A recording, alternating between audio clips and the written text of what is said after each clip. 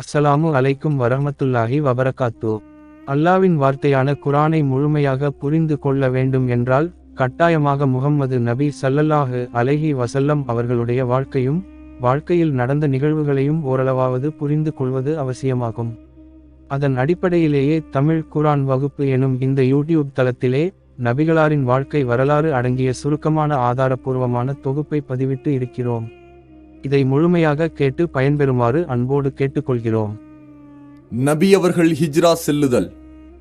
குறைஷிகளின் திட்டமும் அல்லாஹுவின் ஏற்பாடும். குறைஷிகள் தங்களின் அன்றாட வேலைகளில் சகஜமாக ஈடுபட்டு தங்களின் செயல்பாடுகளில் எவ்வித மாற்றமும் தெரியாத விதத்தில் நடந்து கொண்டார்கள். பிறர் இந்த சதித்திட்டத்தின் வாடையை கூட நுகர முடியாத வண்ணம் அந்த குறைஷிகள் நடந்து கொண்டார்கள். இவர்கள் அல்லாஹுக்கு சூழ்ச்சி செய்ய நாடினார்கள். அல்லாஹ் அவர்கள் அறியாத விதத்தில் அவர்களது சூழ்ச்சிகளை வீணாக்கிவிட்டான். குறைஷிகளின் சதித்திட்டத்தை நபி ஸல்லல்லாஹு அலைஹி வஸல்லம் அவர்களிடம் அறிவிப்பதற்காக அல்லாஹுவின் புறத்திலிருந்து வானவர் ஜிப்ரீல் அலைஹிஸ்ஸலாத்து வஸ்ஸலாம் இறங்கி வந்தார். நீங்கள் ஹிஜ்ரா செய்ய அல்லாஹ் அனுமதி கொடுத்து விட்டான், அதற்குரிய நேரத்தையும் நிர்ணயம் செய்துள்ளான், குறைஷிகளின் இத்திட்டத்தை முறியடிப்பதற்குரிய வழியையும் தெளிவுபடுத்தி இருக்கின்றான். எனவே இன்று இரவு நீங்கள் வழக்கமாக தூங்கும் விரிப்பில் தூங்க வேண்டாம் என்று வானவர் ஜிப்ரீல் அலைஹிஸ்ஸலாத்து வஸ்ஸலாம் கூறினார். ஆதாரம் இப்னு ஹிஷாம். மக்கள் எல்லாம் தங்களது இல்லங்களில் ஓய்வெடுத்துக் கொண்டிருக்கும் மதிய வேளையில் ஹிஜ்ராவின் திட்டத்தை உறுதி செய்து கொள்வதற்காக நபி ஸல்லல்லாஹு அலைஹி வஸல்லம் அவர்கள் அபூ பக்ரிடம் வந்தார்கள். இதை பற்றி ஆயிஷா ரலியல்லாஹு அன்ஹா அவர்கள் கூறுகிறார்கள், மதிய வேளையில் நாங்கள் வீட்டில் அமர்ந்திருந்த போது ஒருவர் அபூபக்கரிடம், இதோ அல்லாஹுவின் தூதர் ஸல்லல்லாஹு அலைஹி வஸல்லம் முகத்தை மறைத்தவராக உங்களிடம் வந்திருக்கிறார் என்று கூறினார். அது நபி ஸல்லல்லாஹு அலைஹி வஸல்லம் எங்களிடம் வரும் வழக்கமான நேரமல்ல. எனது தாயும் தந்தையும் நபி அவர்களுக்கு அர்ப்பணமாகட்டும். அல்லாஹ்வின் மீது சத்தியமாக இந்த நேரத்தில் அவர்கள் வந்திருப்பதற்கு காரணம் ஏதோ ஒரு முக்கியமான விஷயம்தான் என்று அபூபக்கர் ரலியல்லாஹு அன்ஹு அவர்கள் கூறினார்கள். எங்களிடம் வந்த நபி ஸல்லல்லாஹு அலைஹி வஸல்லம் உள்ளே வர அனுமதி கேட்கவே அபூபக்கர் ரலியல்லாஹு அன்ஹு அனுமதி கொடுத்தார்கள். உள்ளே நுழைந்த நபி ஸல்லல்லாஹு அலைஹி வஸல்லம் அபூபக்கரிடம், உங்களுடன் இருப்பவர்களை உடனே வெளியேற்றுங்கள் என்று கூறினார்கள். அதற்கு அபூபக்கர் ரலியல்லாஹு அன்ஹு அவர்கள், அல்லாஹ்வின் தூதரே, நான் உங்களுக்கு அர்ப்பணமாகட்டும், இங்கு உங்கள் குடும்பத்தார்கள் தான் இருக்கிறார்கள் என்று கூறினார்கள். அப்போது நபி ஸல்லல்லாஹு அலைஹி வஸல்லம் அவர்கள், எனக்கு மக்காவை விட்டு வெளியேறுவதற்கு அனுமதி கிடைத்து விட்டது என்றார்கள். அதற்கு அபூபக்கர் ரலியல்லாஹு அன்ஹு, அல்லாஹ்வின் தூதரே, நான் உங்களுக்கு அர்ப்பணமாகட்டும், நானும் உங்களுடன் வருகிறேன் என்று கூறவே நபி ஸல்லல்லாஹு அலைஹி வஸல்லம் சரி என்றார்கள். ஆதாரம் இப்னு ஹிஷாம். பின்பு ஹிஜ்ரா எவ்வாறு செய்ய வேண்டும் என்ற திட்டத்தை அபூபக்கர் ரலியல்லாஹு அன்ஹு அவர்களுடன் பேசி முடிவு செய்து கொண்டார்கள். வீட்டிற்கு திரும்பிய நபி அவர்கள் அன்று சூரியன் மறைந்து இருட்டுவதை எதிர்பார்த்திருந்தார்கள். தான் குறைஷிகளின் தீய திட்டத்தை தெரிந்து கொள்ளாதது போன்றே தன் அன்றாட செயல்களை வழக்கம் போல் செய்து கொண்டிருந்தார்கள். குறைஷிகளின் தீய திட்டத்திலிருந்து தன்னை பாதுகாத்துக் கொள்வதற்காக பிறர் தனது ஹிஜ்ராவின் திட்டத்தை தெரிந்து கொள்ளாதவாறு நடந்து கொண்டார்கள். சுற்றி வளைத்தல். குறைஷிகளின் தலைவர்கள் பகலில் தாங்கள் செய்த தீய திட்டத்தை நிறைவேற்றுவதற்காக 11 மூத்த தலைவர்களை தேர்வு செய்தார்கள். 1 அபு ஜஹல் இப்னு ஹிஷாம், 2 ஹக்கம் இப்னு அபு ஆஸ், 3 உக்பா இப்னு அபு மொயீத், 4 நலுர் இப்னு ஹாரிஸ், 5 உமையா இப்னு கலஃப், 6 ஜம்ஆ இப்னு அஸ்வத், 7 துஐமா இப்னு ஆதி, 8 அபு லஹப், 9 உபை இப்னு கலஃப், 10 நுபை இப்னு ஹஜ்ஜாஜ், 11 முனப்பிஹ் இப்னு ஹஜ்ஜாஜ். ஆதாரம் ஜாதுல் மஆத். பொதுவாக நபி ஸல்லல்லாஹு அலைஹி வஸல்லம் இஷா தொழுத பின் முன்னிரவில் தூங்கி இரவின் நடுநிசிக்கு பின் எழுந்து சங்கைமிகு பள்ளிக்கு சென்று இரவு தொழுகைகளை தொழுவார்கள். அன்றிரவு அலி ரலியல்லாஹு அன்ஹு அவர்களை தனது விரிப்பில் படுத்து தனது யமன் நாட்டு பச்சை போர்வையை போர்த்தி கொள்ளுமாறு கட்டளையிட்டார்கள். மேலும் எந்த ஒரு ஆபத்தும் உங்களுக்கு ஏற்படாது என்றும் அலி ரலியல்லாஹு அன்ஹு அவர்களுக்கு கூறினார்கள். நன்கு இரவாகி அமைதி நிலவி மக்கள் உறங்கிய பின் மேற்கூறப்பட்ட கொலைகாரர்கள் ரகசியமாக நபி ஸல்லல்லாஹு அலைஹி வஸல்லம் அவர்களின் இல்லம் வந்து வீட்டு வாசலில் அவர்கள் எதிர்பார்த்தவர்களாக நின்று கொண்டார்கள். முஹம்மது தூங்குகிறார், அவர் எழுந்து பள்ளிக்கு செல்லும் போது அனைவரும் அவர் மீது பாய்ந்து நமது திட்டத்தை நிறைவேற்றிக் கொள்வோம் என்று எண்ணியிருந்தார்கள். இந்த மோசமான சதித்திட்டம் நிச்சயம் வெற்றி பெறும் என்ற உறுதியுடன் நம்பிக்கையுடன் இருந்தார்கள். அபு ஜஹல் மிகவும் கர்வமும் பெருமையும் கொண்டு சுற்றியிருந்த தனது தோழர்களிடத்தில் மிகவும் பரிகாசத்துடன் பின்வருமாறு கூறிக்கொண்டிருந்தான், நீங்கள் முஹம்மதை பின்பற்றினால் அரபிகளுக்கும் அரபி அல்லாதவர்களுக்கும் அரசர்களாக ஆகிவிடலாம். நீங்கள் மரணித்த பின் மீண்டும் உயிர் கொடுத்து எழுப்பப்படுவீர்கள். அப்போது உங்களுக்கு ஜோர்டான் நாட்டு தோட்டங்களைப் போல் சொர்க்கங்கள் உண்டு. அப்படி நீங்கள் செய்யவில்லை என்றால் அவர் உங்களை கொன்று விடுவார். பின்பு நீங்கள் மரணித்த பின் மீண்டும் உயிர் கொடுத்து எழுப்பப்படுவீர்கள். அங்கு நெருப்பில் நீங்கள் பொசுக்கப்படுவீர்கள் என்று முஹம்மது கூறுகிறார். ஆனால் இன்று அவரது நிலையை பார்த்தீர்களா என்று அபுஜஹல் தனது சகாக்களிடம் கிண்டலும் கேலியுமாக பேசினான். ஆதாரம் இப்னு ஹிஷாம். நடுநிசிக்கு பின் நபி ஸல்லல்லாஹு அலைஹி வஸல்லம் தமது வீட்டிலிருந்து வெளியேறி பள்ளிக்கு செல்லும் நேரத்தை தங்களது சதித்திட்டத்தை நிறைவேற்ற தேர்வு செய்திருந்தார்கள். நடுநிசியை எதிர்பார்த்து விழித்திருந்தார்கள். அல்லாஹ் தனது காரியத்தில் அவனே மிகைத்தவன். வானங்கள் பூமியின் ஆட்சி அவனது கையில்தான் இருக்கிறது. அவன் நாடியதை செய்யும் ஆற்றல் உள்ளவன். அவனே பாதுகாப்பு அளிப்பவன். அவனுக்கு யாரும் பாதுகாப்பு அளிக்க தேவையில்லை. இத்தகைய வல்லமை படைத்த அல்லாஹ் தனது நபி ஸல்லல்லாஹு அலைஹி வஸல்லம் அவர்களுக்கு இந்த நிகழ்ச்சிக்கு பின் குர்ஆனில் இறக்கிய வசனத்தில் கூறியதை போன்றே செய்து காட்டினான். நபியே, உங்களை சிறைப்படுத்தவோ அல்லது உங்களை கொலை செய்யவோ அல்லது உங்களை ஊரை விட்டு அப்புறப்படுத்தவோ நிராகரிப்பவர்கள் சூழ்ச்சி செய்து கொண்டிருந்த நேரத்தை நினைத்து பாருங்கள். அவர்களும் சூழ்ச்சி செய்து கொண்டிருந்தார்கள். அவர்களுக்கு எதிராக அல்லாஹுவும் சூழ்ச்சி செய்து கொண்டிருந்தான். ஆனால் சூழ்ச்சி செய்பவர்களிலெல்லாம் அல்லாஹுவே மிக மேலானவன். அல் குர்ஆன் அத்தியாயம் 8 வசனம் 30. நபி அவர்கள் புறப்படுகிறார்கள். குறைஷிகள் தங்களது தீய திட்டத்தில் எவ்வளவுதான் சுதாரிப்புடனும் விழிப்புடனும் இருந்தாலும் கூட படுதோல்வி அடைந்தார்கள். நபி ஸல்லல்லாஹு அலைஹி வஸல்லம் அவர்கள் வீட்டிலிருந்து வெளியேறி கூட்டத்தை பிளந்து கொண்டு தரையிலிருந்து கைப்பிடி மண்ணை எடுத்து அங்கிருந்தவர்களின் தலையின் மீது தூவிவிட்டு சென்றார்கள். எதிரிகள் நபி அவர்களை பார்க்க முடியாதவாறு அல்லாஹ் செய்துவிட்டான். அவர்களுக்கு முன்புறம் ஒரு சுவரும் பின்புறம் ஒரு சுவருமாக ஆக்கி நாம் அவர்களை மூடிவிட்டோம். ஆதலால் அவர்கள் எதனையும் பார்க்க முடியாது. அல் குர்ஆன் அத்தியாயம் 36 வசனம் 9. நபி ஸல்லல்லாஹு அலைஹி வஸல்லம் இந்த வசனத்தை ஓதியவர்களாக அங்கிருந்து வெளியேறி சென்றார்கள். அங்கிருந்த ஒவ்வொருவரின் மீதும் நபி ஸல்லல்லாஹு அலைஹி வஸல்லம் மண்ணை தூவியிருந்தார்கள். பின்பு அபூபக்கர் ரலியல்லாஹு அன்ஹு அவர்களின் வீட்டுக்கு வருகை தந்து அபூபக்கர் அவர்களையும் அழைத்து கொண்டு வீட்டின் பின்பக்கம் உள்ள சிறிய கதவின் வழியாக வெளியாகி மக்காவிலிருந்து யமன் நாட்டை நோக்கி செல்லும் பாதையில் உள்ள சவுர் குகையை வந்தடைந்தார்கள். ஆதாரம் இப்னு ஹிஷாம் ஜாதுல் மஆத். முற்றுகையிட்டிருந்தவர்கள் நடுநிசியை எதிர்பார்த்திருந்த நேரத்தில் தாங்கள் தோல்வி அடைந்து விட்டோம் என்பது அவர்களுக்கு தெரிந்தது. வெளியிலிருந்து வந்த ஒருவர் நபி ஸல்லல்லாஹு அலைஹி வஸல்லம் அவர்களின் வீட்டு வாசலில் இவர்கள் இருப்பதை பார்த்தவுடன், நீங்கள் எதை எதிர்பார்த்திருக்கின்றீர்கள் என்று கேட்டார். அவர்கள், நாங்கள் முஹம்மதை எதிர்பார்த்து இருக்கிறோம் என்றார்கள். அவர், நீங்கள் தோல்வியடைந்து விட்டீர்கள், நஷ்டமடைந்து விட்டீர்கள். அல்லாஹுவின் மீது ஆணையாக இப்போதுதானே முஹம்மது உங்களை கடந்து செல்கிறார். உங்களது தலையின் மீது மண் தூவப்பட்டுள்ளதே, நீங்கள் பார்க்கவில்லையா என்று அவர் கூற, அவர்கள் தங்கள் தலையில் உள்ள மண்ணை தட்டிவிட்டு, அல்லாஹுவின் மீது சத்தியமாக நாங்கள் அவரை பார்க்கவில்லையே, எப்படி அவர் சென்றிருப்பார் என்று திகைத்தார்கள். இருப்பினும் கதவின் இடுக்கின் வழியாக வீட்டிற்குள் பார்த்தார்கள். அங்கு அலி ரலியல்லாஹு அன்ஹு படுத்திருப்பதை நபி என்று எண்ணி, இதோ முஹம்மது தான் தூங்குகிறார், இது அவருடைய போர்வைதான் என்று கூறி அவர் வெளியேறுவதை எதிர்பார்த்தவர்களாகவே விடியும் வரை நின்றிருந்தார்கள். ஆனால் காலையில் விரிப்பிலிருந்து அலி ரலியல்லாஹு அன்ஹு எழுந்து வெளியே வருவதை பார்த்ததும் கைசேதமடைந்து நபி ஸல்லல்லாஹு அலைஹி வஸல்லம் அவர்களை பற்றி விசாரிக்கவே அலி ரலியல்லாஹு அன்ஹு, எனக்கு எதுவும் தெரியாது என்று மறுத்துவிட்டார்கள். ஆதாரம் இப்னு ஹிஷாம் ஜாதுல் மஆத்.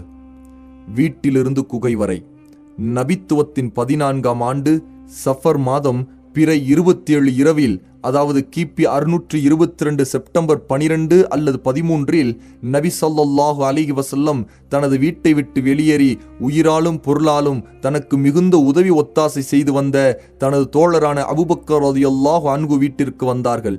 பின்பு இருவரும் வீட்டின் பின்வாசல் வழியாக புறப்பட்டார்கள். விடியற்காலை உதயமாவதற்குள் மக்காவை விட்டு வெளியேறிவிட துரிதமாக பயணம் செய்தார்கள்.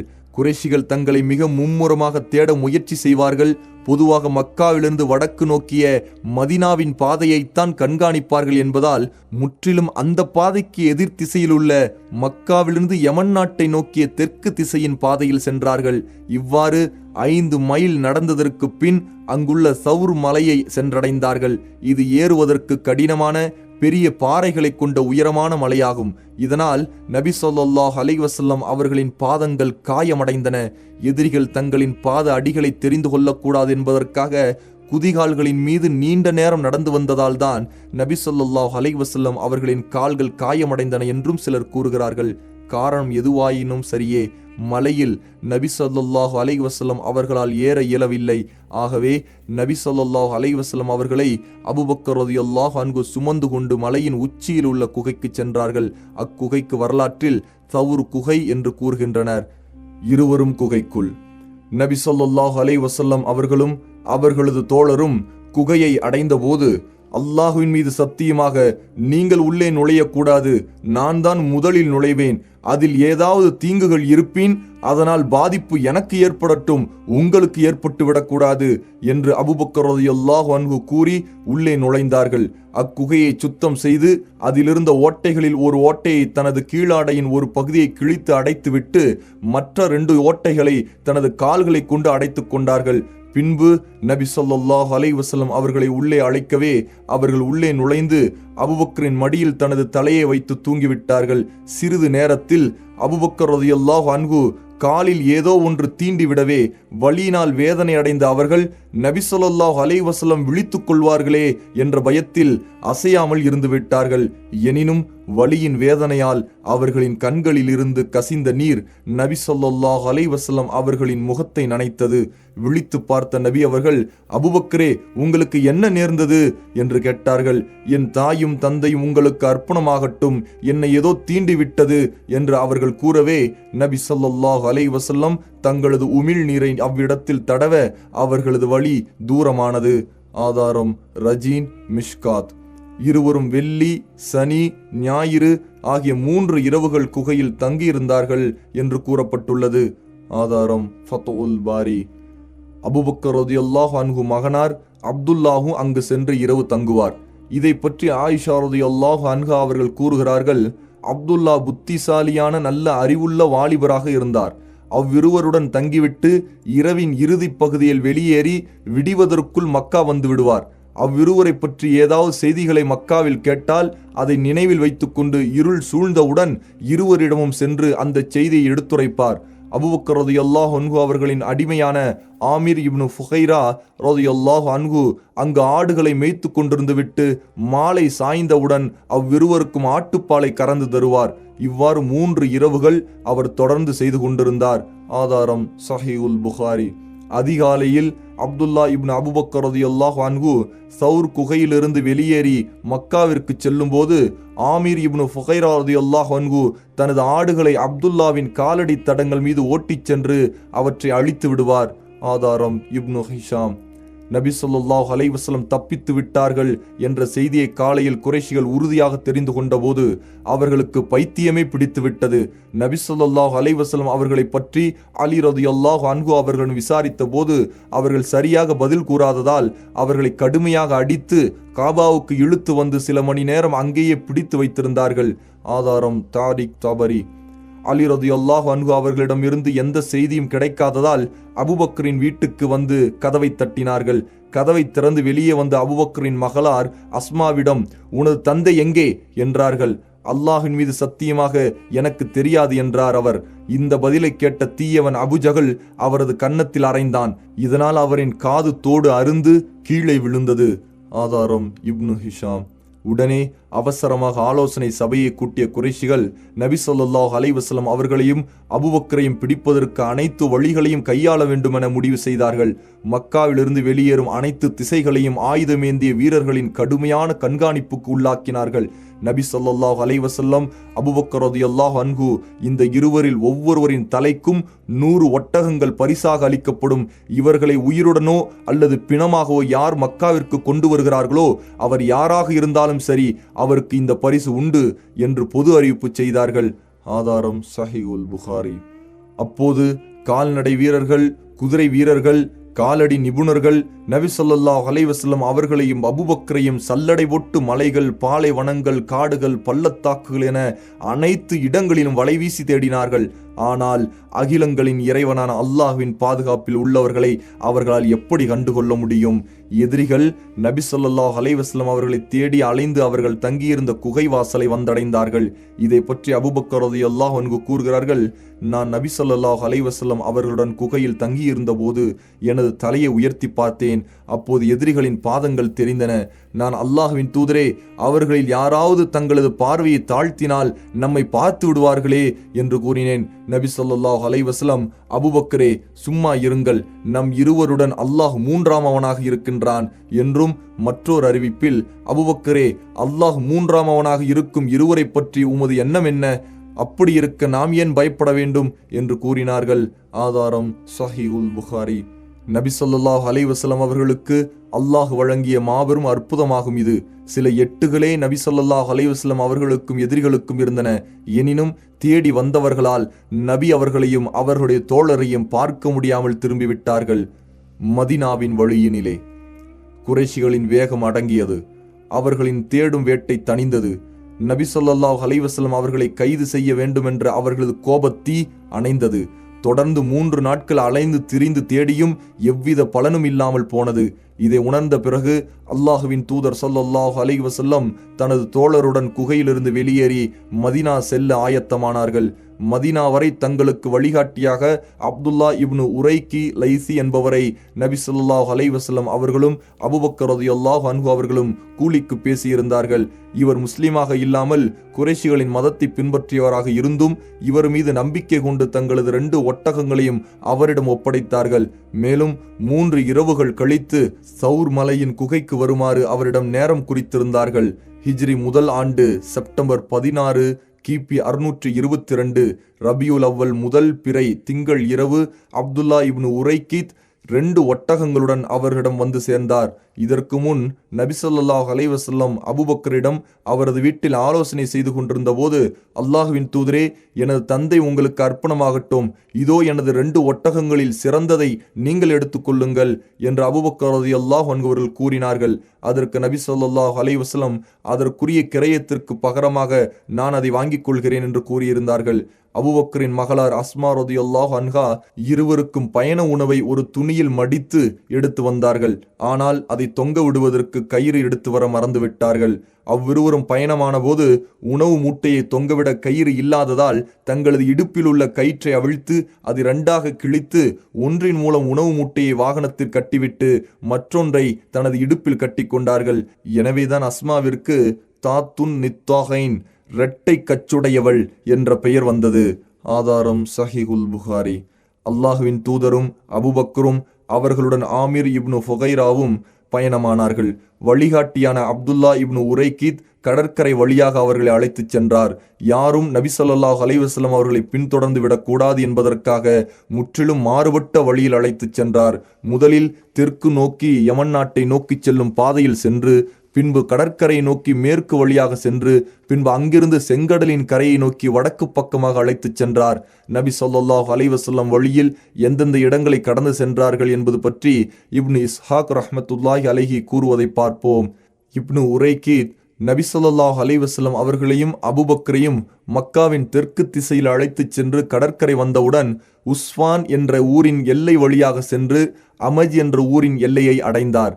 பின்பு அங்கிருந்து குறுக்கு வழியில் ஹுதைத் என்ற ஊருக்கு வந்து, பின்பு கர்ரார், அங்கிருந்து சனியத்துல் மர்ரா, அங்கிருந்து லிக் என்னும் காட்டு வழியாக அழைத்துச் சென்றார். பின்பு மிஜாஜ் காட்டு வழியாக மிஜாஹ் வந்து, பின்பு துல்குலுவைன், பின்பு தீகஷ்ர், ஜதாஜித், அஜ்ரத் வழியாக வந்து அங்கிருந்து திஹின் காட்டு வழியாக அபாபித் சென்றடைந்து, பின்பு அங்கிருந்து ஃபாஜா சென்றடைந்து ஃபாஜாவிலிருந்து அர்ஜி என்ற இடத்தில் தங்கி, பின்பு ரகூபா என்ற ஊரின் வலதுபுறம் உள்ள சனியத்துல் ஆயிர் என்ற ஊரின் வழியாக சென்று ரிஹ்ம் என்ற பள்ளத்தாக்கில் இறங்கி குபாவுக்கு அழைத்துச் சென்றார்.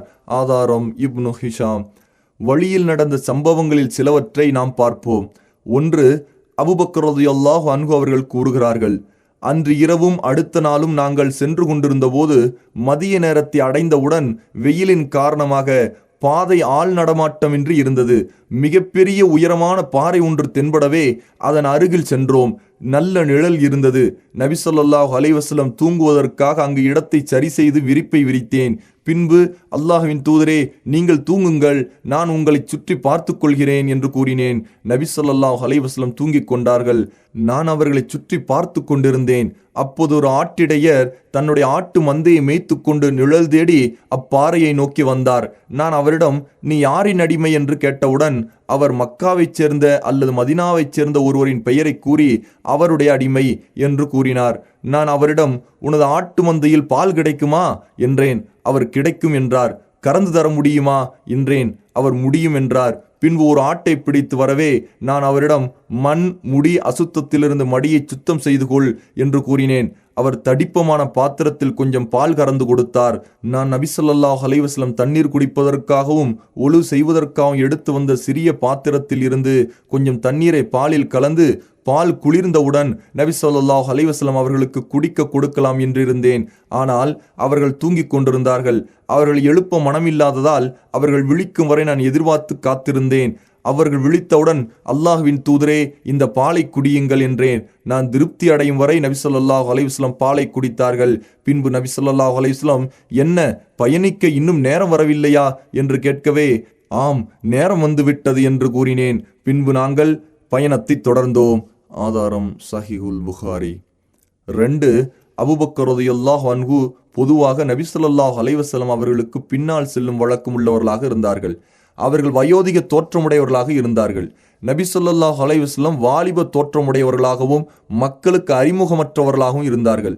அப்போது இடையில் யாராவது அபூபக்கர் ரலியல்லாஹு அன்ஹு அவர்களை பார்த்து, உனக்கு முன் செல்பவர் யார் என்று கேட்டால், எனக்கு வழிகாட்டுபவர் என்று கூறுவார்கள். கேட்டவர் பயணப்பாதையை காட்டக்கூடியவர் என்று விளங்கிக் கொள்வார். அபூபக்கர் ரலியல்லாஹு அன்ஹு அவர்களோ நன்மைக்கு வழிகாட்டுபவர் என்ற பொருளை மனதில் எண்ணிக்கொள்வார்கள். ஆதாரம் சஹீஹுல் புகாரி. 3. 2வது அல்லது 3வது நாளில் குஜாய் கிளையைச் சேர்ந்த உம்மு மஅபத் என்ற பெண்ணின் 2 கூடாரங்களை கண்டார்கள். அந்த கூடாரங்கள் மக்காவிலிருந்து 130 கிலோமீட்டர் தூரத்தில் உள்ள ஹுதைத் என்ற ஊரின் எல்லையில் முஷல்லல் என்ற இடத்தில் இருந்தது. இந்த உம்மு மஅபத் வீரமும் துணிவு மிக்கவர் ஆவார்.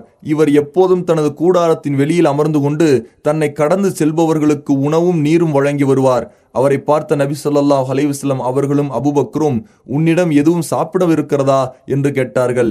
அவர், அல்லாஹ்வின் மீது ஆணையாக, என்னிடம் ஏதாவது இருப்பின் நான் உங்களுக்கு விருந்தளிப்பதில் குறைவு செய்ய மாட்டேன். ஆட்டு மடியிலும் பால் இல்லையே, இந்த ஆண்டு மிக பஞ்சமாக இருக்கின்றது என்று கூறினார். நபி ஸல்லல்லாஹு அலைஹி வஸல்லம் அவர்களின் பார்வை கூடாரத்தின் ஓரத்தில் நின்று கொண்டிருந்த ஒரு ஆட்டின் மீது பட்டது. உம்மு அபதே, இது என்ன ஆடு என்று கேட்டார்கள். அவர், இது ஆட்டு மந்தையுடன் சேர்ந்து மேய்ந்து வர முடியாத அளவுக்கு பலவீனமான ஆடு என்றார். அது பால் தருமா என்று நபி ஸல்லல்லாஹு அலைஹி வஸல்லம் கேட்டார்கள். அது மிக மெலிந்ததாயிற்றே என்று அந்த பெண் கூறினார். நான் அந்த ஆட்டில் பால் கறந்து கொள்ள எனக்கு அனுமதி அளிக்கிறாயா என்று நபி ஸல்லல்லாஹு அலைஹி வஸல்லம் கேட்க, எனது தாயும் தந்தையும் உங்களுக்கு அர்ப்பணமாகட்டும், அதில் பால் இருக்கிறது என்று நீங்கள் கருதினால் தாராளமாக கறந்து கொள்ளுங்கள் என்றார் அந்த பெண். அல்லாஹுவின் தூதர் ஸல்லல்லாஹு அலைஹி வஸல்லம், பிஸ்மில்லாஹ், அல்லாஹுவின் பெயரால் என்று கூறி அல்லாஹுவிடம் பிரார்த்தனை செய்தார்கள். அல்லாஹுவின் அருளால் ஆட்டின் மடி பாலால் நிரம்பி சொட்டியது. ஒரு நடுத்தரமான பாத்திரத்தை எடுத்து வர கூறி அதில் பால் கறந்தார்கள். பாத்திரம் நிரம்பவே முதலில் அந்த பெண்மணிக்கு குடிக்க கொடுத்தார்கள். அவர் குடித்து தாகம் தீரவே பின்பு தனது தோழருக்கு கொடுத்தார்கள். அவர்களுக்கு பின்பு நபி ஸல்லல்லாஹு அலைஹி வஸல்லம் குடித்தார்கள். பின்பு மற்றொரு முறை அந்த பாத்திரம் நிரம்ப பால் கறந்து அந்த பெண்மணியிடம் கொடுத்துவிட்டு அங்கிருந்து புறப்பட்டார்கள். சிறிது நேரத்தில் அப்பெண்ணின் கணவர் அபு மஅபத் மெலிந்த நடக்க இயலாத பலவீனமான ஆடுகளை ஓட்டி கொண்டு அங்கு வந்தார். அங்கு பால் கறக்கப்பட்டிருப்பதை பார்த்தவுடன் ஆச்சரியமடைந்து, இந்த பால் உனக்கு எங்கிருந்து கிடைத்தது? வீட்டில் பால் சுரக்கும் ஆடு இல்லை, மற்ற ஆடுகளும் தூரமாக இருந்தன, எப்படி உனக்கு பால் கிடைக்க முடியும் என்று கேட்டார். அதற்கு அந்த பெண், அல்லாஹுவின் மீது சத்தியமாக, ஒரு நல்ல பாக்கியம் பெற்ற மனிதர் இங்கு வந்தார். அவர் இப்படியெல்லாம் பேசினார். அவரின் நிலை இப்படி இருந்தது என்று வருணித்தார். அதற்கு அவர், அல்லாஹுவின் மீது ஆணையாக, குறைஷிகள் தேடும் மனிதராகத்தான் அவர் இருக்க வேண்டும் என்று கூறி அவரை பற்றி முழுமையாக எனக்கு விவரித்து கூறு என்றார். அந்த பெண் நபி ஸல்லல்லாஹு அலைஹி வஸல்லம் அவர்களின் அழகிய பண்புகளை கேட்பவர் கண்முன் காண்பது போன்று வர்ணித்து கூறினார். இன்ஷா அல்லாஹ் இந்த நூலின் இறுதியில் அந்த வர்ணனையை நாம் காண்போம். அப்போது அபு மஅபத், அல்லாஹ்வின் மீது ஆணையாக, இவர் குறைஷிகள் தேடும் மனிதர்தான். குறைஷிகள் இவரை பற்றி ஏராளம் கூறியிருக்கிறார்கள். நான் அவருடன் தோழமை கொள்ள வேண்டும் என்று திட்டமாக நினைத்திருந்தேன். அதற்கு வாய்ப்பு கிடைத்தால் நிச்சயம் நான் அதை செய்வேன் என்றார். இந்த நேரத்தில் மக்காவில் உள்ளவர்களோ உயர்ந்த சப்தம் ஒன்றை செவிமடுத்தார்கள். ஆனால் அந்த சப்தம் கொடுப்பவரை அவர்கள் பார்க்க முடியவில்லை. அந்த சப்தம் என்னவென்றால், அர்ஷின் அதிபதியான அல்லாஹ் நற்கூலி வழங்கட்டும். உம்மு மஅபதின் கூடாரத்தில் தங்கிச் சென்ற 2 தோழர்களுக்கு அவர்கள் நலமுடனே தங்கி நலமுடனே போனார்கள். முஹம்மதுக்கு தோழராகும் பாக்கியம் பெற்றவர் வெற்றியடைந்தார். குசை வம்சமே என்ன கைசேதம்! தலைமையையும் சிறப்பையும் உங்களை விட்டுவிட்டு அல்லாஹ் அவருக்கு வழங்கிவிட்டான். காபு குடும்பத்துக்கு வாழ்த்துகள் பல. அவருடைய திருமதியின் இல்லம் அருமையானது. அது இறை விசுவாசிகளுக்கு தங்குமிடமானது. உங்கள் சகோதரியிடம் ஆடு பாத்திரம் பற்றி வினவுங்கள். நீங்கள் ஆட்டிடம் கேட்டால் அதுவும் சான்று பகரும். அஸ்மா பின்த் அபூபக்கர் ரலியல்லாஹு அன்ஹா கூறுகிறார்கள், அல்லாஹுவின் தூதர் எங்கு சென்றார்கள் என்று எங்களுக்கு தெரியாமல் இருந்தது. அப்போது மக்காவின் கீழ்ப்பகுதியிலிருந்து ஒரு ஜின் இக்கவிதைகளை பாடியது. மக்கள் சப்தம் வரும் திசையை நோக்கி சப்தத்தை கேட்டுக்கொண்டே சென்றார்கள். ஆனால் பாடுவது யார் என்று தெரியவில்லை. பின்பு அந்த சப்தம் மக்காவின் மேல்புறத்தின் வழியாக மறைந்து விட்டது. அந்த ஜின்னின் சப்தத்தை கேட்டபோது நபி ஸல்லல்லாஹு அலைஹி வஸல்லம் மதீனாவை நோக்கி சென்றிருக்கலாம் என்று நாங்கள் தெரிந்து கொண்டோம். ஆதாரம் ஜாதுல் மஆத், முஸ்ததுரகுல் ஹாக்கிம். 4. வழியில் சுராக்கா இப்னு மாலிக் நபி ஸல்லல்லாஹு அலைஹி வஸல்லம் அவர்களையும் அபூபக்கரையும் கைது செய்ய வேண்டும் என்று பின்தொடர்ந்தார். இதை பற்றி சுராக்கா கூறுவதை நாம் கேட்போம். நான் எனது கூட்டத்தினராகிய முத்லஜின் அவையில் உட்கார்ந்திருந்தேன். அப்போது எங்கள் கூட்டத்தைச் சேர்ந்த ஒருவர் எங்களிடம் விரைந்து வந்து, கடற்கரையில் சில மனிதர்களை பார்த்தேன். அவர்கள் முஹம்மதும் அவரது தோழர்களுமாகத்தான் இருக்க வேண்டும் என்று கூறினார். அது உண்மையில் அவர்கள்தான் என்பதை நான் விளங்கிக் கொண்டேன். இருந்தும் அதை வெளிக்காட்டாமல், நீ பார்த்தது அவர்கள் அல்ல, நாங்கள் பார்த்து கொண்டிருக்க எங்கள் கண்முன் சென்ற 2 நபர்களைத்தான் நீயும் பார்த்திருக்கிறாய். நீ கூறுவது போன்று அவர்கள் முஹம்மதும் அவரது தோழர்களும் அல்லர் என்று கூறி மழுப்பினேன். பிறருக்கு சந்தேகம் வராமல் இருக்க சபையில் சிறிது நேரம் அமர்ந்திருப்பது போல் இருந்துவிட்டு எனது வீட்டுக்கு வந்தேன். எனது அடிமை பெண்ணிடம் எனது குதிரையை தூரத்தில் உள்ள ஒரு மேட்டுக்கு கொண்டு வந்து என்னை எதிர்பார்த்திருக்கும்படி கூறினேன். பின்பு எனது ஈட்டியை எடுத்துக்கொண்டு வீட்டின் கொல்லைப்புறமாக வெளியேறி அந்த ஈட்டியை பூமியில் தேய்த்தவனாக எனது குதிரையில் ஏறினேன். நபி ஸல்லல்லாஹு அலைஹி வஸல்லம் அவர்களுக்கு நெருக்கத்தில் வந்தவுடன் எனது குதிரை தடுமாறவே நான் குதிரையிலிருந்து கீழே விழுந்து விட்டேன். பின்பு எழுந்து எனது அம்பு கூட்டிலிருந்து நான் அவர்களுக்கு தீங்கு செய்யட்டுமா வேண்டாமா என்று குறிபார்க்கும் எண்ணத்தில் ஒரு அம்பை எடுத்த போது வேண்டாம் என்ற அம்பு வந்தது. அதில் எனக்கு திருப்தி ஏற்படாததால் மீண்டும் குதிரையில் ஏறி அவர்களை நெருங்க ஆரம்பித்தேன். நபி ஸல்லல்லாஹு அலைஹி வஸல்லம் ஓதும் சப்தத்தை கேட்கும் அளவிற்கு நான் அவர்களை நெருங்கிவிட்டேன். நபி ஸல்லல்லாஹு அலைஹி வஸல்லம் திரும்பி பார்க்காமல் சென்றார்கள். ஆனால் அபூபக்கரோ அதிகம் திரும்பி பார்த்து கொண்டே சென்றார்கள். அப்போது எனது குதிரையின் முன்னங்கால்கள் முழங்கால் வரை பூமியில் புதைந்து கொண்டன. நான் குதிரையிலிருந்து கீழே விழுந்தேன். பின்பு எழுந்து எனது குதிரையை விரட்டவே அது மிகச் சிரமத்துடன் கால்களை வெளியே எடுத்தது.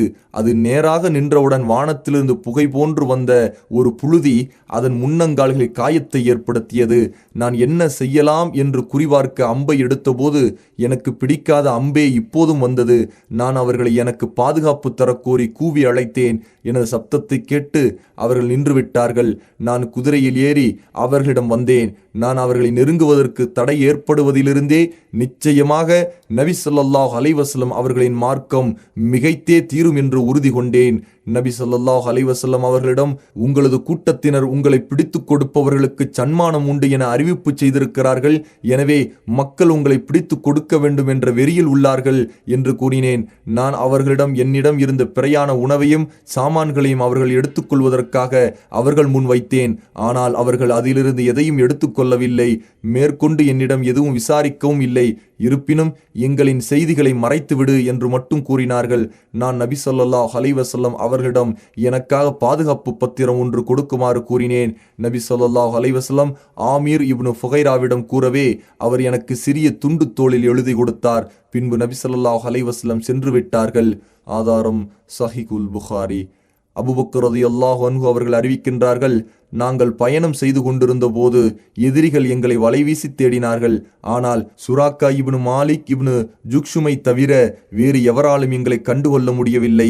சுராக்கா எங்களுக்கு அருகாமையில் வந்தவுடன், அல்லாஹ்வின் தூதரே, இதோ நம்மை தேடி வந்து விட்டார்கள் என்று நான் கூறினேன். அதற்கு நபி ஸல்லல்லாஹு அலைஹி வஸல்லம் அவர்கள், நீங்கள் கவலைப்படாதீர்கள், நிச்சயமாக அல்லாஹ் நம்முடன் இருக்கின்றான் என்று கூறினார்கள். அல் குர்ஆன் அத்தியாயம் 9 வசனம் 40. சுராக்கா எங்களை விட்டு திரும்பிய போது மக்கள் எங்களை தேடிக் கொண்டிருப்பதை பார்த்தார். அவர்களிடம், உங்களுக்காக நான் இங்கு எல்லா இடங்களிலும் தேடிவிட்டேன், நீங்கள் இங்கு தேட வேண்டிய அவசியமில்லை என்று கூறி மக்களை திசை திருப்பினார். காலையில் நபி ஸல்லல்லாஹு அலைஹி வஸல்லம் அவர்களை ஒழிக்க வேண்டும் என்று முயற்சி செய்து கொண்டிருந்தவர் மாலையில் நபி ஸல்லல்லாஹு அலைஹி வஸல்லம் அவர்களின் பாதுகாவலராக மாறினார். ஆதாரம் ஜாதுல் மஆத். 5. பயண வழியில் நபி ஸல்லல்லாஹு அலைஹி வஸல்லம் புரைதா இப்னு ஹுசைப் அஸ்லமியை சந்தித்தார்கள். அவருடன் அவருடைய கிளையினரில் 80 குடும்பங்களையும் சந்தித்தார்கள். அவருக்கு இஸ்லாமை எடுத்து கூறவே அவரும் அவரது கூட்டத்தாரும் இஸ்லாமை தழுவினார்கள். பின்பு நபி ஸல்லல்லாஹு அலைஹி வஸல்லம் இஷா தொழுகையை தொழ வைக்க அவர்கள் அனைவரும் இஷா தொழுதார்கள். புரைதா ரலியல்லாஹு அன்ஹு தங்களது கூட்டத்தினரிடமே தங்கியிருந்து விட்டு உஹுது போர் நடந்த பின்பு நபி ஸல்லல்லாஹு அலைஹி வஸல்லம் அவர்களிடம் வந்தார். புரைதாவின் மகன் அப்துல்லா ரலியல்லாஹு அன்ஹு அவர்கள் அறிவிக்கின்றார்கள், நபி ஸல்லல்லாஹு அலைஹி வஸல்லம் அவர்களின் வழக்கம் நல்ல பெயர்களை கொண்டு மகிழ்ச்சி அடைவார்கள், ஆனால் சகுனம் பார்க்க மாட்டார்கள். நபி ஸல்லல்லாஹு அலைஹி வஸல்லம் மதீனாவை நோக்கி ஹிஜ்ரா சென்று கொண்டிருக்கும் போது எனது தந்தை புரைதா தங்களது குடும்பத்தினர் பனு சஹ்முடன் 70 வாகனங்களில் வந்து கொண்டிருந்தார். அவரை சந்தித்த நபி ஸல்லல்லாஹு அலைஹி வஸல்லம் அவர்கள், நீர் எந்த கிளையைச் சேர்ந்தவர் என்று கேட்க அவர் அஸ்லம் கிளையைச் சேர்ந்தவர் என்று கூறினார். இதை கேட்ட நபி ஸல்லல்லாஹு அலைஹி வஸல்லம் அபூபக்கரிடம், நாம் பாதுகாப்பு பெற்றுவிட்டோம் என்றார்கள்.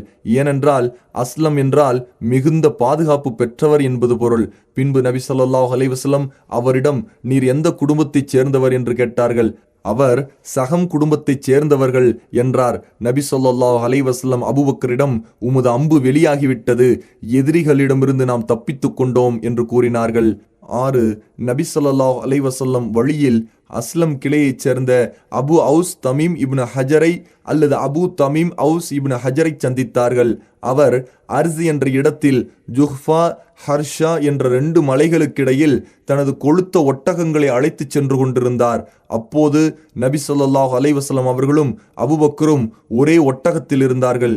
காரணம், நபி அவர்களுடன் இருந்த அபூபக்கர் ரலியல்லாஹு அன்ஹு அவர்களை தவிர மற்ற இருவரும் அவர்களுடைய ஒட்டகங்களுடன் வர தாமதமாகிவிட்டதால் இவர்கள் இருவரும் ஒரே ஒட்டகத்தில் வந்தார்கள். அப்போது அபு அவுஸ் தனது ஒட்டகங்களில் நல்ல ஆண் ஒட்டகை ஒன்றை அபூபக்கருக்கு வழங்கி அதில் பயணிக்க வைத்தார்கள். பின்பு தனது அடிமை மசூதையும் அவர்களுடன் வழிகாட்டுவதற்காக அனுப்பி வைத்தார்கள். மேலும் தனது அடிமையிடம், யாரும் செல்லாத தனி வழியில் இவர்களை அழைத்துச் செல், இவர்களை விட்டு எங்கும் நீ பிரிந்து சென்று விட வேண்டாம் என்று கூறினார். ஆதாரம் அசதுல் காபா. அந்த அடிமை நபி ஸல்லல்லாஹு அலைஹி வஸல்லம் அவர்களையும் அபூபக்கர் ரலியல்லாஹு அன்ஹு அவர்களையும் பத்திரமாக அழைத்து வந்து மதீனாவில் சேர்த்தார். பின்பு நபி ஸல்லல்லாஹு அலைஹி வஸல்லம் அந்த மஸ்ஊதிடம், உனது எஜமானரிடம் தனது ஒட்டகங்களின் கழுத்துகளில் 2 வளையங்களை கொண்டு அடையாளமிடச் சொல் என்று கூறி அவரை அவரது எஜமானரிடம் அனுப்பி வைத்தார்கள். உஹுது போர் நடந்தபோது மக்காவிலிருந்து இணை வைப்பவர்கள் வரும் செய்தியை அவுஸ் தனது அடிமை மஸ்ஊதை அர்ஸிலிருந்து கால்நடையாகவே அனுப்பி நபி ஸல்லல்லாஹு அலைஹி வஸல்லம் அவர்களுக்கு அறிவித்து வரச் செய்தார். உஹுது போர் நடந்து நபி ஸல்லல்லாஹு அலைஹி வஸல்லம் மதீனாவிற்கு திரும்பியவுடன் இவர் இஸ்லாமை ஏற்று அர்ஸிலேயே வசித்து வந்தார். ஆதாரம் அசதுல் காபா. 7. பத்தன் ரீகும் என்ற இடத்தில் ஷாம் நாட்டிற்கு வியாபாரத்திற்காக சென்றுவிட்டு திரும்பிக் கொண்டிருந்த ஜுபைர் ரலியல்லாஹு அன்ஹு அவர்களையும் அவர்களுடன் இருந்த மற்ற முஸ்லிம் வியாபாரிகளையும் சந்தித்தார்கள். அப்போது நபி அவர்களுக்கும் அபூபக்கருக்கும் வெண்மையான ஆடைகளை ஜுபைர் அணிவித்தார்கள். ஆதாரம் சஹீஹுல் புகாரி. நபி ஸல்லல்லாஹு அலைஹி வஸல்லம் அவர்கள் குபாவில் நபித்துவத்தின் 14வது ஆண்டு, அதாவது ஹிஜ்ராவின் முதல் ஆண்டு ரபியுல் அவ்வல் பிறை 8 திங்கள் பகல் கிபி 622 செப்டம்பர் 23 நபி ஸல்லல்லாஹு அலைஹி வஸல்லம் குபாவிற்கு வந்திறங்கினார்கள். ஆதாரம் ரஹ்மத்துல்லில் ஆலமீன். உர்வா இப்னு ஜுபைர் ரலியல்லாஹு அன்ஹு அவர்கள் கூறுகிறார்கள், நபி ஸல்லல்லாஹு அலைஹி வஸல்லம் மக்காவிலிருந்து வெளியேறிவிட்ட செய்தியை மதீனாவில் வாழும் முஸ்லிம்கள் கேட்டவுடன் ஒவ்வொரு நாள் காலையிலும் மதீனாவிற்கு வெளியில் உள்ள ஹர்ரா என்ற இடத்திற்கு வந்து காத்திருப்பார்கள். மதிய வெயில் கடுமையானவுடன் மீண்டும் மதீனாவிற்கு வந்து விடுவார்கள்.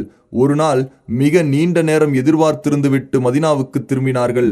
அது சமயம் யூதர்களில் ஒருவன் ஏதோ ஒன்றை பார்ப்பதற்காக தனது கோட்டை மீது ஏறினான். நபி அவர்களையும் நபி தோழர்களையும் வெண்மையான ஆடை அணிந்து வருவதை பார்த்தவுடன், ஓ அரபுகளே, நீங்கள் எதிர்பார்த்து கொண்டிருந்த அந்த பாக்கியம் இதோ வருகிறது என்று உயர்ந்த சப்தத்தில் கூறினான். இதை கேட்டவுடன் முஸ்லிம்கள் தங்களின் ஆயுதங்களை பாய்ந்து எடுத்துக்கொண்டு நபி ஸல்லல்லாஹு அலைஹி வஸல்லம் அவர்களை வரவேற்க ஹர்ரான் நோக்கி ஓடினார்கள். ஆதாரம் சஹீஹுல் புகாரி.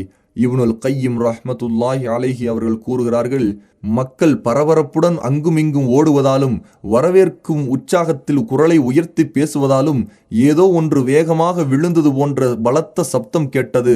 அம்ரு இப்னு அவுஃப் குடும்பம் வசிக்கும் பகுதியிலிருந்து தக்பீர் முழக்கம், அல்லாஹ் மிக பெரியவன் என்ற சப்தம் விண்ணை பிளந்தது. நபி ஸல்லல்லாஹு அலைஹி வஸல்லம் அவர்களுடைய வருகையின் மகிழ்ச்சியால் முஸ்லிம்கள் தக்பீர் முழங்கினார்கள். நபி ஸல்லல்லாஹு அலைஹி வஸல்லம் அவர்களை சந்திக்க விரைந்தார்கள். வாழ்த்து கூறி சூழ்ந்து நின்று வருக வருக என வரவேற்றார்கள். நபி அவர்கள் அமைதி தவழ வந்து கொண்டிருந்தார்கள். அந்த நேரத்தில் நிச்சயமாக அல்லாஹ் அவரை பாதுகாப்பவனாக இருக்கின்றான், அன்றி ஜிப்ரயிலும் நம்பிக்கையாளர்களில் உள்ள நல்லடியார்களும் இவர்களுடன் மற்ற வானவர்களும் அவருக்கு உதவியாக இருப்பார்கள்.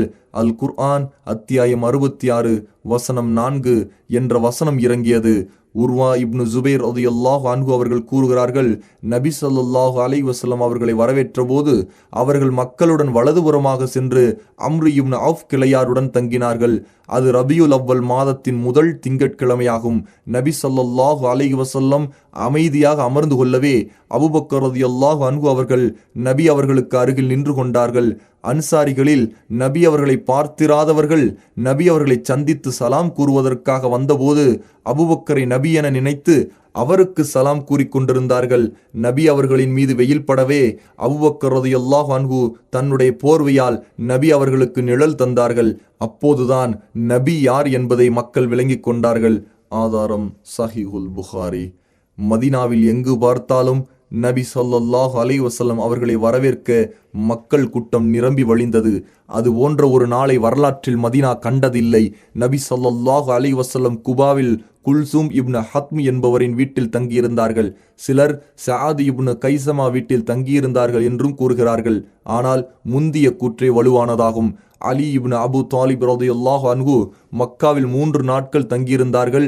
நபி ஸல்லல்லாஹு அலைஹி வஸல்லம் தன்னிடம் கொடுத்துவிட்டு சென்ற அமானிதங்களை உரியவர்களிடம் ஒப்படைத்துவிட்டு கால்நடையாகவே மதீனா புறப்பட்டார்கள். பின்பு குபா வந்தடைந்து நபி ஸல்லல்லாஹு அலைஹி வஸல்லம் தங்கியிருந்த குல்சூம் இப்னு ஹத்ம் வீட்டில் தங்கினார்கள். ஆதாரம் இப்னு ஹிஷாம் ஜாதுல் மஆத். நபி ஸல்லல்லாஹு அலைஹி வஸல்லம் குபாவில் திங்கள், செவ்வாய், புதன், வியாழன் ஆகிய 4 நாட்கள் தங்கியிருந்தார்கள். ஆதாரம் இப்னு ஹிஷாம். அப்போது குபாவில் ஒரு பள்ளியை நிர்மாணித்து அதில் தொழ வைத்தார்கள்.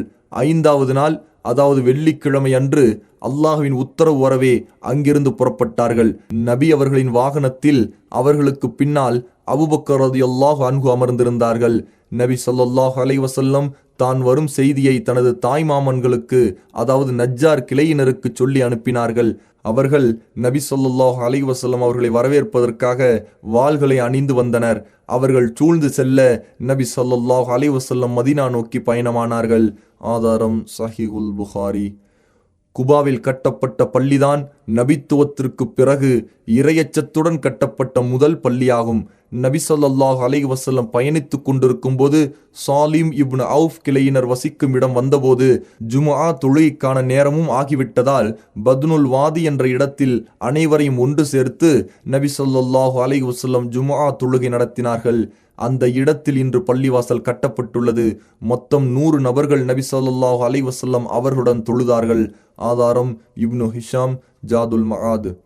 மதீனாவில் நபி அவர்கள் ஜும்ஆ தொழுகைக்கு பின் நபி ஸல்லல்லாஹு அலைஹி வஸல்லம் அவர்கள் புறப்பட்டு மதீனாவிற்குள் நுழைந்தார்கள். இதற்கு முன் யஸ்ரிப் என்று பெயர் கூறப்பட்டு வந்த அந்த நகரம் அன்றிலிருந்து மதீனத்துர் ரசூல், இறை தூதரின் பட்டணம் என்று அழைக்கப்பட்டது. இதையே சுருக்கமாக இன்று அல் மதீனா என்று கூறப்படுகிறது. நபி ஸல்லல்லாஹு அலைஹி வஸல்லம் மதீனாவிற்குள் நுழைந்த அந்த நாள் அந்த மக்களுக்கு மிகுந்த மகிழ்ச்சியும் ஆனந்தமும் நிறைந்த நாளாக இருந்தது. மதீனாவின் தெருக்களிலும் வீடுகளிலும் இறை புகழும் இறை துதியும் முழங்கப்பட்டன. அன்சாரிகளின் சிறுமிகள் மிக ஆனந்தத்துடன் சில கவிகளை பாடி குதூகலமடைந்தார்கள். நமக்கு முழு நிலா தோன்றியது. சனியாத்தில் விதா என்னும் மலைப்பாங்கான இடத்திலிருந்து அல்லாஹுவுக்காக அழைப்பவர் அழைக்கும் போதெல்லாம் நாம் நன்றி செலுத்துவது கடமையாயிற்று. எங்களுக்கு அனுப்பப்பட்டவரே, பின்பற்றத் தகுந்த மார்க்கத்தை தான் கொணர்ந்தீரே. அன்சாரிகள் மிகுந்த செல்வச் செழிப்புடையவர்களாக இல்லை என்றாலும் நபி ஸல்லல்லாஹு அலைஹி வஸல்லம் அவர்களின் மீது அவர்கள் வைத்திருந்த பிரியத்தினால் ஒவ்வொருவரும் நபி ஸல்லல்லாஹு அலைஹி வஸல்லம் தங்கள் வீட்டில்தான் தங்க வேண்டுமென ஆசைப்பட்டார்கள். ஒவ்வொருவரும் நபி ஸல்லல்லாஹு அலைஹி வஸல்லம் தங்கள் வீட்டை கடந்து செல்லும் போது நபி அவர்களின் வாகன கயிற்றை பிடித்து கொண்டு, அல்லாஹுவின் தூதரே, பாதுகாப்பும் ஆயுதமும் படைபலமும் வீரர்களும் நிறைந்த எங்களிடம் வந்து விடுங்கள் என்று கூறுவார்கள். ஆனால் நபி ஸல்லல்லாஹு அலைஹி வஸல்லம் தன்னை அழைத்தவர்களிடம் வாகனத்திற்கு வழிவிடுங்கள், அது பணிக்கப்பட்டுள்ளது என்று கூறிக்கொண்டே வந்தார்கள். நபி ஸல்லல்லாஹு அலைஹி வஸல்லம் அவர்களின் வாகனம் தொடர்ந்து சென்று கொண்டே இருந்தது. இறுதியில் தற்போது நபி ஸல்லல்லாஹு அலைஹி வஸல்லம் அவர்களின் பள்ளிவாசல் அமைய பெற்றிருக்கும் இடத்தில் மண்டியிட்டு கொண்டது.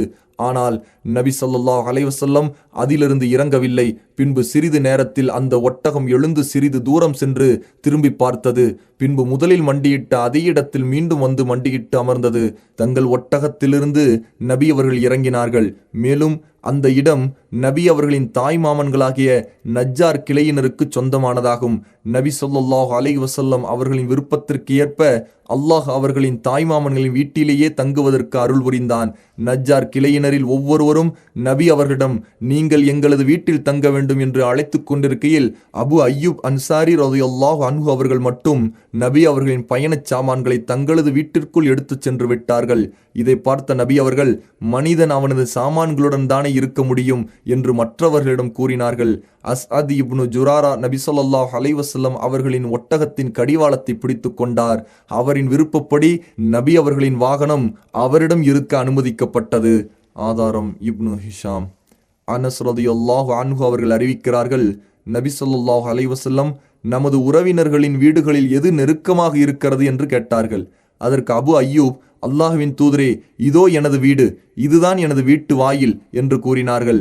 நபி அவர்கள், சரி, எழுந்து சென்று படுக்கும் இடத்தை சரி செய்யுங்கள் என்று கூறினார்கள்.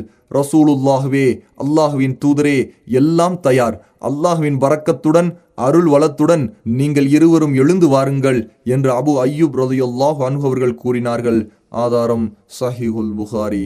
சில நாட்களுக்கு பின் நபி ஸல்லல்லாஹு அலைஹி வஸல்லம் அவர்களின் மனைவி சௌதா ரலியல்லாஹு அன்ஹா அவர்களும் இரு மகள்கள் ஃபாத்திமா உம்மு குல்தூம் மற்றும் உசாமா இப்னு ஸைத் உம்மு ஐமன் ஆகியோர் மதீனா வந்தார்கள். இவர்களுடன் அபூபக்கரின் மகனார் அப்துல்லா, அபூபக்கரின் குடும்பத்தாரையும் அழைத்து வந்தார்கள். இவர்களில் ஆயிஷாவும் இருந்தார். நபி ஸல்லல்லாஹு அலைஹி வஸல்லம் அவர்களின் இன்னொரு மகள் ஜைனபுடைய கணவர் அபுல் ஆஸ் ஹிஜ்ரா செல்ல சந்தர்ப்பம் அளிக்காததால் ஜைனப் ரலியல்லாஹு அன்ஹா மதீனா வர இயலவில்லை. இவர்கள் பத்ரு போருக்கு பின் மதீனா வந்தார்கள். ஆதாரம் ஜாதுல் மஆத். ஆயிஷா ரலியல்லாஹு அன்ஹா கூறுகிறார்கள், நாங்கள் மதீனா வந்தடைந்தோம். அப்போது மதீனா அல்லாஹ்வின் பூமியிலேயே நோய் மிகுந்ததாக இருந்தது. மதீனாவிற்கு அருகிலுள்ள புத்ஹான் என்ற ஓடையில் கலங்கிய நீர் ஓடிக்கொண்டிருந்தது. மேலும் ஆயிஷா ரலியல்லாஹு அன்ஹா அவர்கள் கூறுகிறார்கள், நபி ஸல்லல்லாஹு அலைஹி வஸல்லம் அவர்கள் மதீனாவிற்கு வந்தபோது அபூபக்கர், பிலால் ஆகியோருக்கு காய்ச்சல் ஏற்பட்டது. நான் அவர்களிடம் சென்று, தந்தையே, தாங்கள் எப்படி இருக்கின்றீர்கள்? பிலாலே, தாங்கள் எப்படி இருக்கின்றீர்கள் என்று கேட்டேன். பொதுவாக அபூபக்கர் ரலியல்லாஹு அன்ஹு அவர்களுக்கு காய்ச்சல் ஏற்பட்டால் ஒவ்வொரு மனிதனும் தன் குடும்பத்தாருடன் கலந்திருக்க, மரணமோ அவனது செருப்பு வாரை விட மிகச் சமீபத்தில் இருக்கிறது என்ற கவிதையை கூறுவார்கள். பிலால் ரலியல்லாஹு அன்ஹு அவர்களுக்கு காய்ச்சலின் சூடு சற்று குறைந்தால் வேதனையுடன் குரலை உயர்த்தி, இது கீர் ஜலீல் எனும் புற்கள் என்னை சூழ்ந்திருக்க, அது போன்றதொரு பள்ளத்தாக்கில் ஒரு ராப்பொழுதையேனும் நான் கழிப்பேனா? மஜின்னா என்னும் சுனையின் நீரை நான் அருந்துவேனா? ஷாமா தஃபீல் என்னும் இரு மலைகள் எனக்கு தென்படுமா என்ற கவிதையை கூறுவார்கள். தொடர்ந்து ஆயிஷா ரலியல்லாஹு அன்ஹா அவர்கள் கூறுகிறார்கள், நான் நபி ஸல்லல்லாஹு அலைஹி வஸல்லம் அவர்களிடம் இச்செய்தியை கூறினேன். நபி ஸல்லல்லாஹு அலைஹி வஸல்லம் அவர்கள், இறைவா, ஷைபா இப்னு ரபியா, உத்பா இப்னு ரபியா, உமையா இப்னு கலஃப் ஆகியோர் எங்கள் நாட்டிலிருந்து எங்களை அப்புறப்படுத்தி இந்த நோய் பிரதேசத்திற்கு விரட்டியது போல் அவர்களை நீ உன் கருணை கருணையிலிருந்து அப்புறப்படுத்தி விடுவாயாக என்று பிரார்த்தனை செய்தார்கள். மேலும் இறைவா, நாங்கள் மக்காவை நேசித்தது போல் அல்லது அதைவிட அதிகமாக மதீனாவை எங்கள் நேசத்திற்கு உரியதாக ஆக்கு. இறைவா, எங்களுடைய அளவைகளான சாவு, முத்து ஆகியவற்றில் எங்கள் உணவில் எங்களுக்கு நீ அருள் வளம் செய். இவ்வூரை எங்களுக்கு ஆரோக்கியமானதாக ஆக்கு. இங்குள்ள காய்ச்சலை ஜுஹ்ஃபா என்னும் பகுதிக்கு மாற்றிவிடு என்று பிரார்த்தனை செய்தார்கள். ஆதாரம் சஹீஹுல் புகாரி. அல்லாஹ் நபி ஸல்லல்லாஹு அலைஹி வஸல்லம் அவர்களின் இந்த பிரார்த்தனையை ஏற்றுக்கொண்டான். ஒரு நாள் கனவில் தலைவிரி கோலமான கருப்பு நிறப்பின் மதீனாவிலிருந்து வெளியேறி ஜுஹ்ஃபா சென்றடைந்ததை பார்த்தார்கள். இது மதீனாவிலிருந்து அந்த நோய் ஜுஹ்ஃபாவை நோக்கி வெளியேறிவிட்டது என்பதற்கான அறிவிப்பாக இருந்தது.